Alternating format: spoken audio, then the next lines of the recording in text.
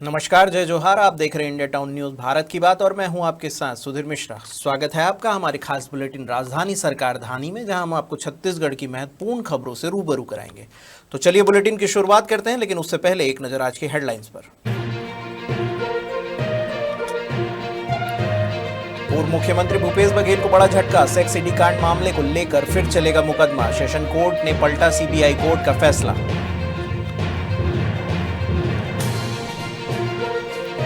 अपराध पर लगेगी लगाम, सुधरेगी ट्रैफिक सिस्टम। कार्यभार संभालते ही एक्शन में संजीव शुक्ला।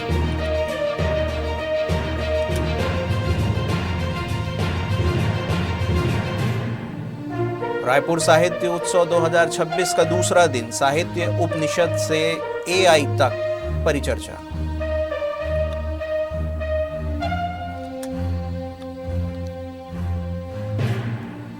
छत्तीसगढ़ में चित्रोत्पला फिल्म सिटी का भूमि पूजन, tribal and culture convention centre की आधारशिला रखी गई। फिल्म निर्माण की नई पहचान देने का सपना होगा साकार।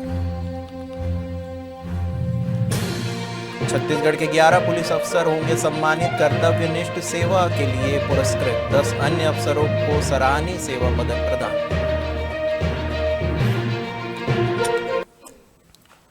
तो चलिए खबरों की शुरुआत करते हैं राजधानी से।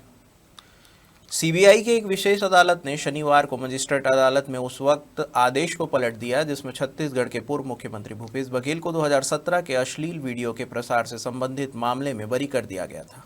सीबीआई ने आरोप पत्र में बघेल समेत कई आरोपियों को नामजद किया था। सीबीआई की विशेष अदालत के फैसले का मतलब है कि बघेल को इस मामले में मुकदमे का सामना करना पड़ेगा जब तक कि उन्हें उच्चतर अदालत से राहत नहीं मिल जाती। आपको बता दें कि पिछले साल मार्च के महीने में छत्तीसगढ़ के विवादास्पद सेक्स सीडी कांड मामले में पूर्व मुख्यमंत्री भूपेश बघेल को सभी आरोपों से बरी कर दिया गया था। सीबीआई की विशेष अदालत ने सभी धाराओं को हटाते हुए कहा था कि उनके खिलाफ अभियोग चलाने का कोई आधार नहीं है। अब रायपुर सेशन कोर्ट ने सीबीआई की लोअर कोर्ट के फैसले को निरस्त कर रिव्यू पिटीशन को मंजूर कर लिया है। इस फैसले के साथ अब पूर्व सीएम की मुश्किलें एक बार फिर बढ़ती नजर आ रही है। छत्तीसगढ़ की राजधानी रायपुर में 23 जनवरी 2026 से पुलिस आयुक्त प्रणाली लागू हो गई है। रायपुर का पहला पुलिस कमिश्नर बनने का गौरव भारतीय पुलिस सेवा के अधिकारी डॉक्टर संजीव शुक्ला को मिला। पदभार ग्रहण करते ही पुलिस कमिश्नर संजीव शुक्ला ने पहली बैठक ली। इस बैठक में एडिशनल कमिश्नर, सभी डीसीपी और एसपी शामिल हुए। बैठक में पुलिस कमिश्नर संजीव शुक्ला ने सभी अधिकारियों को कड़े निर्देश दिए, साथ ही गांजा, ड्रग्स और चाकूबाजी पर सख्त एक्शन के निर्देश दिए। इसके अलावा ट्रैफिक सिस्टम सुधारने के भी दिशा निर्देश दिए। आपको बता दें कि डॉक्टर संजीव शुक्ला वर्ष 2004 बेंच के आईपीएस अधिकारी हैं। उनका चयन वर्ष 1990 में मध्य प्रदेश लोक सेवा आयोग यानी कि MPPSC के माध्यम से हुआ था। उन्होंने रायपुर के दुर्गा कॉलेज से पीजी की पढ़ाई की है। नवा रायपुर के पुरखौती मुक्तांगन में रायपुर साहित्य उत्सव 2026 का दूसरा दिन चर्चा और विचार विमर्श से भरा रहा। इस दिन साहित्य उपनिषद से एआई तक विषय पर पैनल परिचर्चा हुई, जिसमें IIIT के डायरेक्टर प्रोफेसर OP व्यास, दिल्ली से आए लेखक डॉक्टर गोपाल कमल, वरिष्ठ पत्रकार प्रफुल्ल केतकर और साहित्यकार संजीव तिवारी शामिल हुए। परिचर्चा में एआई और साहित्य पर विचार हुआ। डॉक्टर गोपाल कमल ने कहा कि साहित्य का सृजन मानवता की सबसे बड़ी चुनौती से जूझ सकता है, जबकि प्रोफेसर व्यास ने इसे सहायक बताया। संजीव तिवारी के उपनिषद और एआई को ज्ञान का खजाना बताया। वहीं प्रफुल्ल केतकर ने कहा कि ऋषि ज्ञान देते थे, एआई केवल सूचना। इस अवसर पर हाल ही में निधन हुए साहित्यकार डॉक्टर विनोद कुमार शुक्ल को याद किया गया। उनके योगदान को याद करते हुए मुख्य मंडप का नाम विनोद कुमार शुक्ल मंडप रखा गया। छत्तीसगढ़ के लेखक सौरभ शर्मा और अधिकारी लेखक अनुभव शर्मा को उनके लेखन में जीवन और मिट्टी के प्रतीकों की खासियत को साझा किया। छत्तीसगढ़ के मुख्यमंत्री विष्णुदेव साय ने चित्रोत्पला फिल्म सिटी और tribal and culture convention centre का भूमि पूजन किया। अधिकारियों ने बताया कि मुख्यमंत्री साय ने राजधानी रायपुर के माना तूता गांव में वैदिक मंत्रोच्चार और विधिवत पूजा अर्चना के साथ केंद्र के निर्माण की आधारशिला रखी। इस अवसर पर उन्होंने प्रदेशवासियों, फिल्म कलाकारों, निर्माता, निर्देशकों को बधाई और शुभकामनाएं भी दी। मान्यता है कि प्राचीन काल में महानदी का नाम चित्रोत्पला था। महानदी का उद्गम छत्तीसगढ़ के धमतरी जिले में स्थित सिहावा पर्वत से हुआ है। इस अवसर पर सीएम ने कहा कि छत्तीसगढ़ का बरसों पुराना सपना साकार हो गया है। चित्रोत्पला फिल्म सिटी और tribal and culture convention centre के निर्माण से फिल्म निर्माण के क्षेत्र में छत्तीसगढ़ को देश और दुनिया में एक नई पहचान मिलेगी। गणतंत्र दिवस के अवसर पर पुलिस अफसरों को दिए जाने वाले प्रतिष्ठित पदकों की घोषणा कर दी गई है। इस साल छत्तीसगढ़ के 11 पुलिस अफसरों को उनके उत्कृष्ट और सराहनीय कार्यों के लिए सम्मानित किया गया है।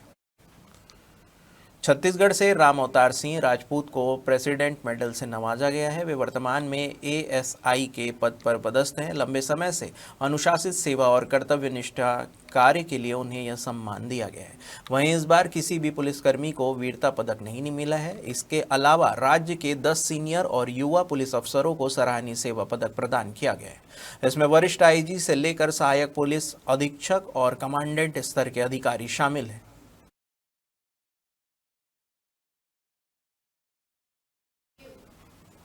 वक्त हो चुका है एक छोटे से ब्रेक का। बने रहिए इंडिया टाउन न्यूज के साथ। कभी कभी चेहरे का छुपा दर्द दुनिया नहीं देख पाती है।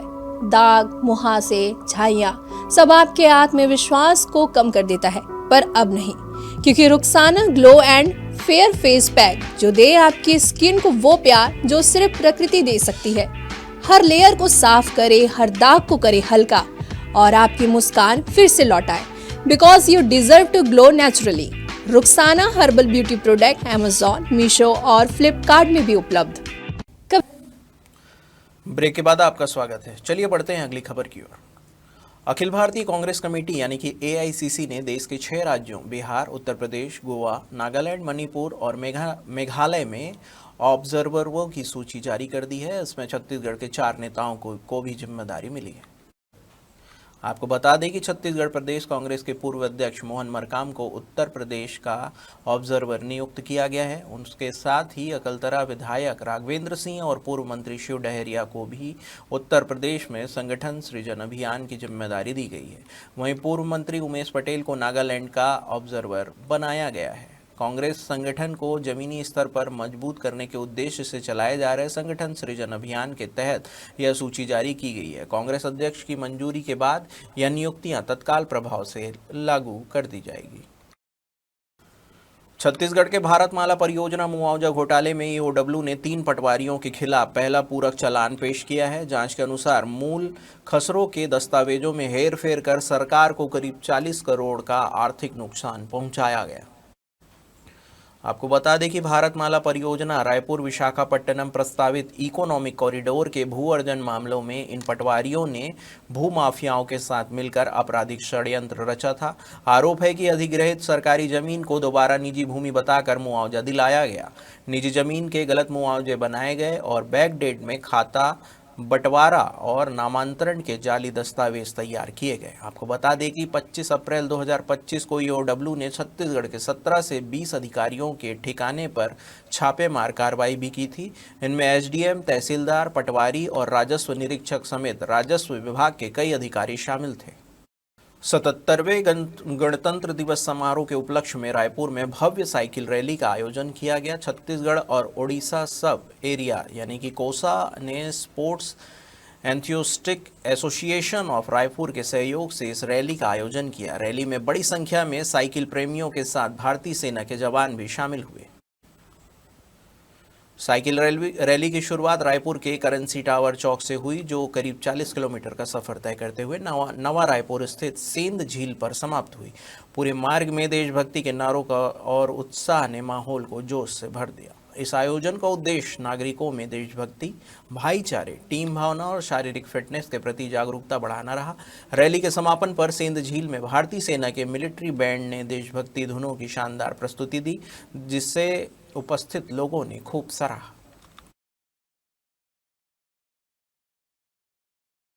छत्तीसगढ़ विधानसभा में नेता प्रतिपक्ष डॉक्टर चरणदास महंत ने मुख्य निर्वाचन आयुक्त, केंद्रीय निर्वाचन आयोग को पत्र लिखकर विशेष गहन पुनरीक्षण यानी कि एसआईआर के तहत जमा किए जा रहे फॉर्म 7 के दुरुपयोग का आरोप लगाते हुए इस पर तत्काल रोक लगाने की मांग की है।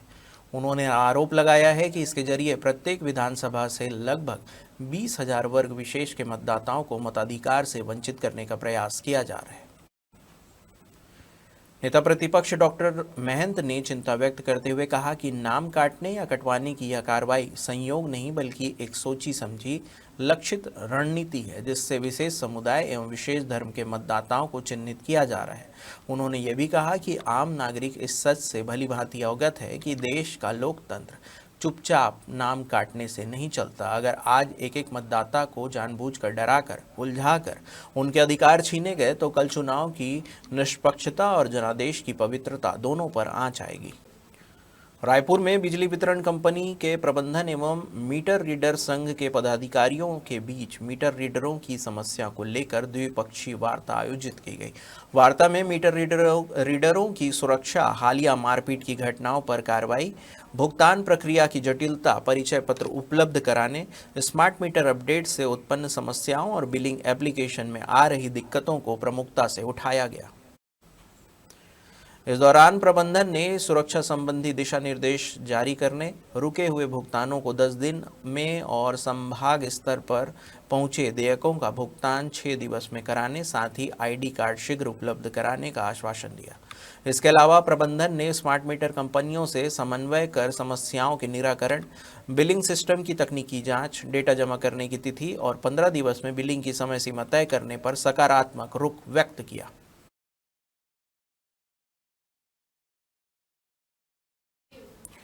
हमारे खास बुलेटिन राजधानी सरकार धानी में फिलहाल इतना ही। देश प्रदेश की तमाम खबरों से अपडेट रहने के लिए देखते रहिए इंडिया टाउन न्यूज, भारत की बात। नमस्कार।